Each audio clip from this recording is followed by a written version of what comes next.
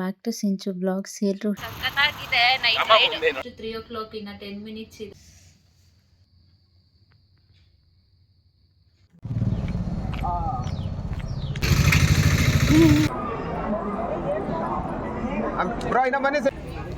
ಅಪ್ಪ ಫುಲ್ಲು ಕತ್ಲೆ.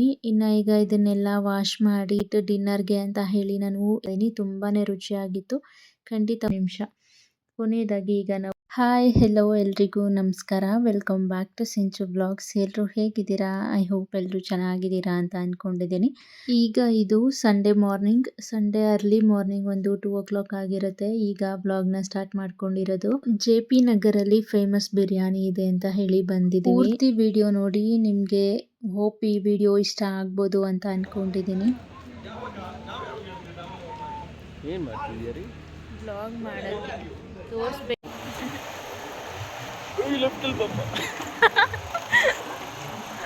ವಿಡಿಯೋ ನೋಡ್ಕೊಂಡು ಏನೋ ಮಾಡಕ್ ಹೋಗ್ತಿದ್ದೀನಿ. ಫಸ್ಟ್ ಟೈಮ್ ಅಲ್ಲ, ನಾನು ಫುಲ್ಲು ನಾನೇ ಓಡಿಸಿರೋದು. ಸಖತ್ತಾಗಿದೆ night ride.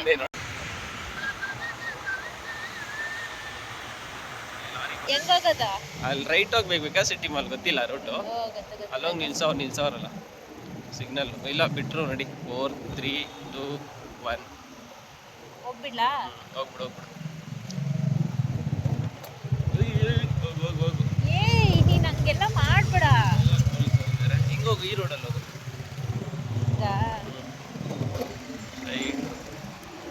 After long time ನಾನಿವತ್ತು ಬೈಕ್ ರೈಡ್ ಮಾಡಿದ್ದೀನಿ. ಹೋಗ್ತಾ ಬರ್ತಾ 2 ಸೈಡ್ ಕೂಡ ಒಂಥರ ಚೆನ್ನಾಗಿತ್ತು ನೋಡಿ. ಈಗ ಟೈಮು 2:04, ಆಲ್ಮೋಸ್ಟ್ 3 o'clock ಇನ್ನು 10 minutes ಇದೆ. ಇವಾಗ ಇಲ್ಲಿ ತೋರಿಸಿ, ಇವಾಗ ಬಂದು ತೊಗೊಂಡು ಬಂದಿದ್ದೀವಿ ಪಾರ್ಸಲಲ್ಲಿ. ಫುಲ್ ಜನ ಇದ್ರು ಅಂತ ಹೇಳಿ ಫಸ್ಟ್ ಟೈಮ್ ನಾನು ತಿಂತಾ ಇರೋದು. ನನ್ನ ಹಸ್ಬೆಂಡ್ ಆಲ್ರೆಡಿ ಅವ್ರ ಫ್ರೆಂಡ್ ಜೊತೆ ಹೋಗಿ ತಿನ್ಕೊಂಬಂದ್ಬಿಟ್ಟವ್ರೆ. ಕೇಳ್ತಾ ಇದ್ದೆ ಯಾವಾಗ್ಲೂ ಕೊಡಿಸಿಲ್ಲ ಅಂತ ಹೇಳಿ ಇವತ್ತು ಕರ್ಕೊಂಡು ಹೋಗೋರೆ. ನನಗೆ ಬಿರಿಯಾನಿ, ಇವ್ರಿಗೆ ಸೂಪ್ ತೊಗೊಂಡಿದ್ದಾರೆ. ರೆಸ್ಟೋರೆಂಟ್ ನೇಮು ಮಂಡಿಪೇಟೆ ಮೈಸೂರು ಪಲಾವ್ ಅಂತ. ಓಕೆನಾ? ಬೆಂಗಳೂರಲ್ಲಿ ಫೇಮಸ್ ಅಂತೆ. ನನಗೆ ಗೊತ್ತೇ ಇರಲಿಲ್ಲ, ನನ್ನ ಹಸ್ಬೆಂಡ್ ಹೇಳಿದ್ದು. ತುಂಬ ಜನ ಇದ್ದರು. ಲೆಗ್ಗಿದೆಯಾ? ಇದೆ ಅದ್ರ ಮೇಲೆ ಇಟ್ಕೊಂಡು ಹಾಕು, ಬಿಡುತ್ತೆ. ಬಿಸಿ ಬಿಸಿ ಉಂಟು. ಚಳಿಗೆ ತುಂಬ ಚಳಿ ಇದೆ. ಆಲ್ರೆಡಿ ಮಂಜು ಸ್ಟಾರ್ಟ್ ಆಗಿಬಿಟ್ಟಿದೆ. ಹೆವಿ ಚಳಿ ಇದೆ. ಏನಿದು ಮಟನ್ ದಾರಿ? ಇನ್ನೇನು ಚಿಕನ್ ಕೊಡ್ತಾರ? ಸಖತ್ತಾಗಿ ಹಾಕಿದ್ದಾರೆ. ಎಂಜಾಯ್.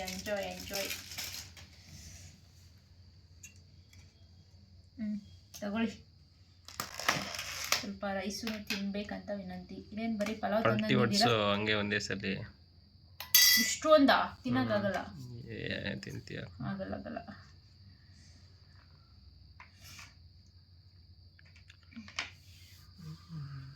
ಬನ್ನಿ ತಿನ್ನೋಣ.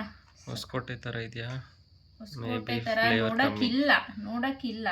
ಟೇಸ್ಟು ನೋಡ್ಬಿಟ್ಟು ಹೇಳಬೇಕು. ಹೊಸಕೋಟೆಗೂ ತುಂಬ ಸರಿ ಹೋಗಿದ್ದೀವಿ ನಾನು, ನನ್ನ ಹಸ್ಬೆಂಡು. ಮದುವೆಗೆ ಮುಂಚೆ, ಮದುವೆ ಆದಮೇಲೆ ಹೋಗಿಲ್ಲ ಅಲ್ಲ ರೀ. ಅರ್ಲಿ ಮಾರ್ನಿಂಗ್ ಹೋಗಿಲ್ಲ ರೀ. ಮದುವೆ ಆದಮೇಲೆ ಹೋಗಿದ್ದೀವಲ್ಲ, ಮಧ್ಯಾಹ್ನ ಟೈಮು ಸಂಜೆ ಟೈಮ್ ಹೋಗಿದ್ದೀವಿ. ಅರ್ಲಿ ಮಾರ್ನಿಂಗ್ ಹೋಗಿಲ್ಲ ಮದುವೆ ಆದಮೇಲೆ. ಮದುವೆಗೆ ಮುಂಚೆ ಹೋಗಿದ್ವಿ, ನಿಮ್ಮ ಮನೇಲಿ ಇದ್ನಲ್ಲ. ಮದುವೆ ಆದಮೇಲೆ ಅರ್ಲಿ ಮಾರ್ನಿಂಗ್ ಎದ್ದಿತ್ತಾದ್ರೆ ಯಾವತ್ತಿದೆ ಹೇಳು?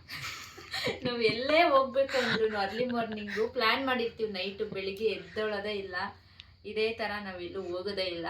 ನೈಟ್ ಎಷ್ಟೊತ್ತಾದ್ರೂ ಮಲಗಲ್ಲ. ಅದಕ್ಕೆ ನೈಟ್ ಎಷ್ಟೊತ್ತಾದ್ರೂ ಆಲ್ಮೋಸ್ಟ್ 11:30 12 ಹಿಂಗೆ ಆಗ್ಬಿಡುತ್ತೆ ಮಲ್ಗಕ್ಕೆ. ಯಾಕಂದರೆ ಇವ್ರು ಫೋನ್ ನೋಡ್ತಾನೆ ಇರ್ತಾರೆ.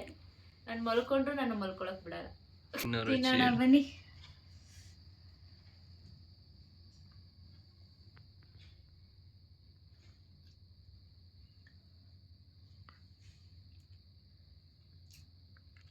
ಚೆನ್ನಾಗಿದೆ ಪೀಸು. ಇದೇನಿದು? ಇವರ್ ಇರಬೇಕದು. ಗಟ್ಟಿ ಇದೆ ಅನ್ಸುತ್ತೆ. ಅಬ್ಬಾ, ಬೇಯಬೇಕಿತ್ತು. ಮಟನ್ ಅಲ್ಲ, ಅದಕ್ಕೆ ಹಂಗಿದೆ. ಸುಮಾರಾಗಿದೆಯಾ? ಎಷ್ಟು ಕೊಡ್ತೀಯ ರೇಟಿಂಗ್ಸ್? 10ಗೆ ಒಂದು 8. ಇನ್ನು 2 ಯಾಕೆ ಕಮ್ಮಿ? ಏನು ಕಮ್ಮಿ ಆಗಿದೆ? ಚೆನ್ನಾಗಿದೆ, ಬಟ್ ಏನೋ ಹೊಸಕೋಟೆ ಥರ ಫೀಲ್ ಆಗ್ತಾ ಇಲ್ಲ. ಹೊಸಕೋಟೆಯಲ್ಲಿ ಹೆವಿ ಮಸಾಲ ಇರುತ್ತೆ, ಅಲ್ಲೂ ಚೆನ್ನಾಗಿರುತ್ತೆ. ಹೊಸಕೋಟೆ ತುಂಬ ಇಷ್ಟ ಆಯಿತು. ಬಟ್ ಏನಂದರೆ ಅಲ್ಲಿ ಫುಲ್ಲು ಹೊಟ್ಟೆ ತುಂಬ ಅವ್ರು ಕೊಡ್ತಾರೆ, ತುಂಬ ಕೊಡ್ತಾರೆ, ಅದನ್ನೇ ಫುಲ್ ತಿನ್ನೋಕ್ಕಾಗಲ್ಲ. ಸೂಪ್ ಟೇಸ್ಟ್ ಮಾಡೋಣ.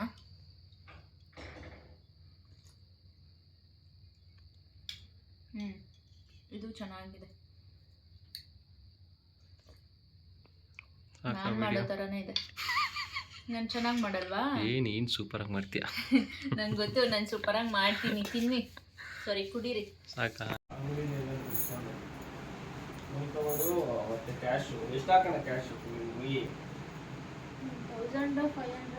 ಇನ್ನು ಇದು next day Sunday morning continuation blog ಆಗಿರುತ್ತೆ. ಮದ್ವೆಗೆ ಹೋಗೋಕ್ಕೆ ಅಂತ ಹೇಳಿ ರೆಡಿ ಆಗ್ತಾ ಇದೀವಿ.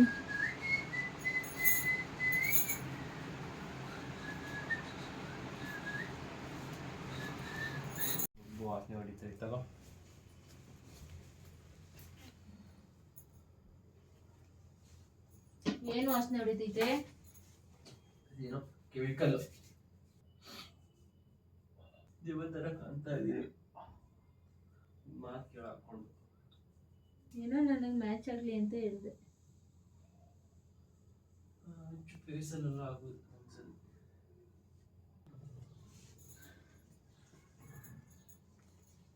ನಮ್ಮಮ್ಮ ಏನಾದ್ರು ನೋಡಿದ್ರೆ ಬೈದಾಕ್ಬಿಡ್ತಾರೆ. ಏನಕ್ಕೆ ಹೇಳಿ?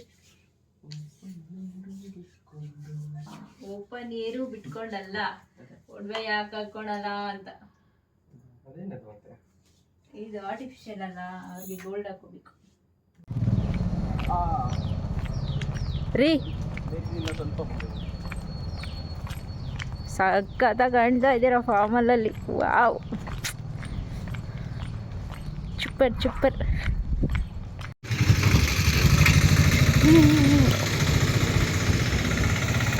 OTP 5064 ಮೂವ್ ಆಗುತ್ತೆ. ಆ ಕಡೆ ಬರಲ್ಲ.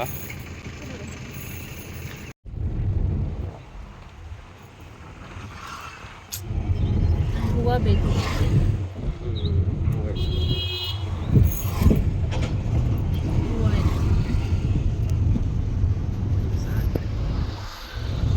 ಚೆನ್ನಾಗಿದ್ದೀನಾ? ಏನು ಹೇಳಿಲ್ಲ ನೀವು.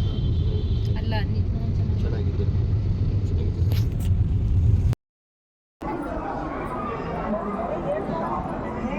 ಬ್ರೋ ಇನ್ನ ಬನ್ನಿ, ಸೆಂಟ್ರಿಗೆ ಬನ್ನಿ ಬ್ರೋ, ಬನ್ನಿ ಇನ್ನು ಮುಂದೆ ನೋಡಿ, ಕಪಲ್ ಮುಂದೆ ನೋಡಿ ಅಣ್ಣ. ಓಕೆ,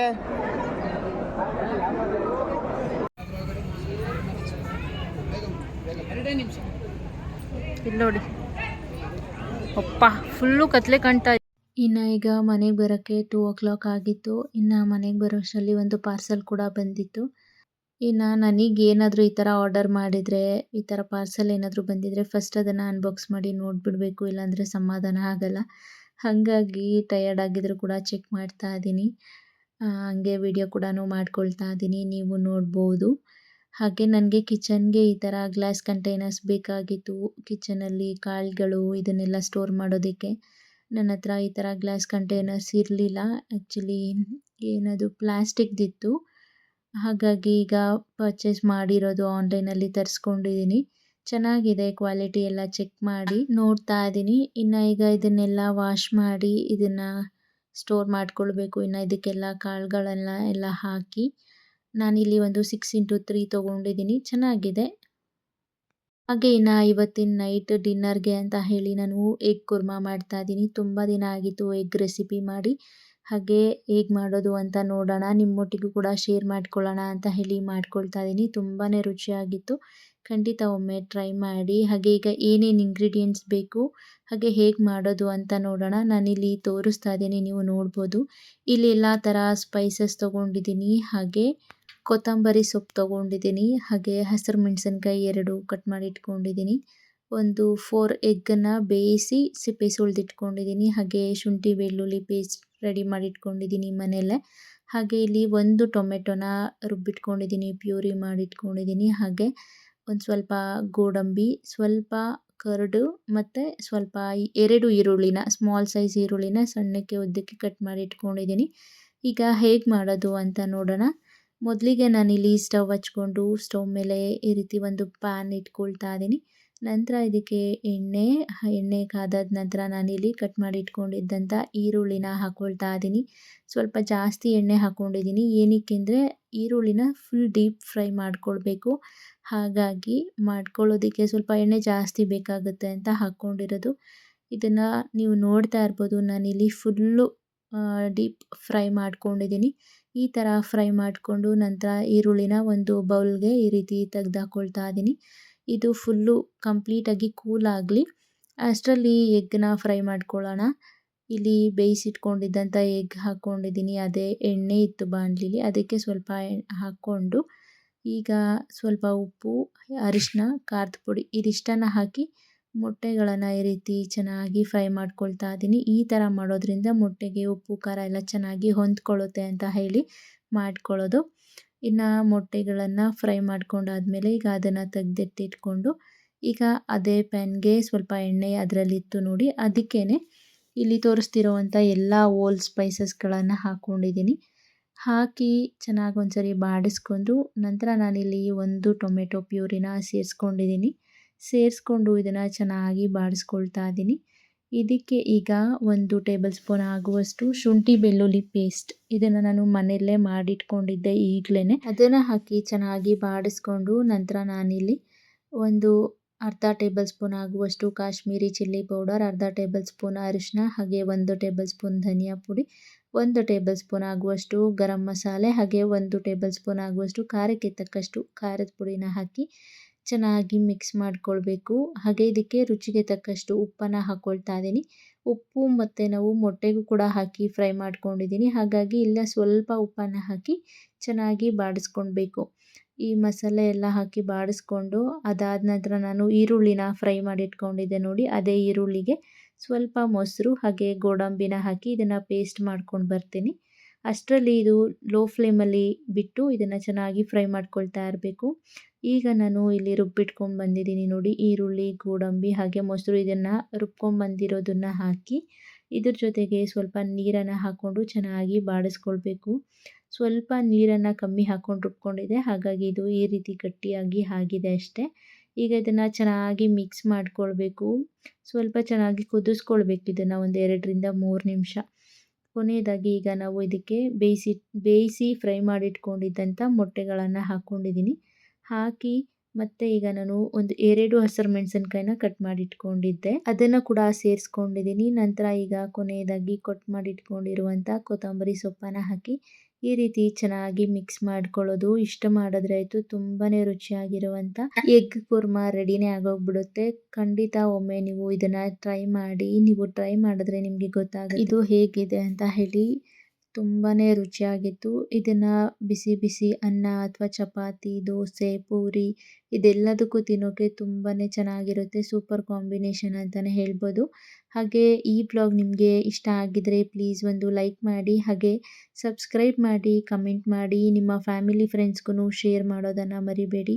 ಹಾಗೆ ಇನ್ನೂ ಹೊಸ ರೆಸಿಪೀಸ್ಗಳೊಂದಿಗೆ, ಹೊಸ ವಿಷಯಗಳೊಂದಿಗೆ ಮತ್ತೆ ಸಿಗ್ತೀನಿ. Thank you for watching. Take care.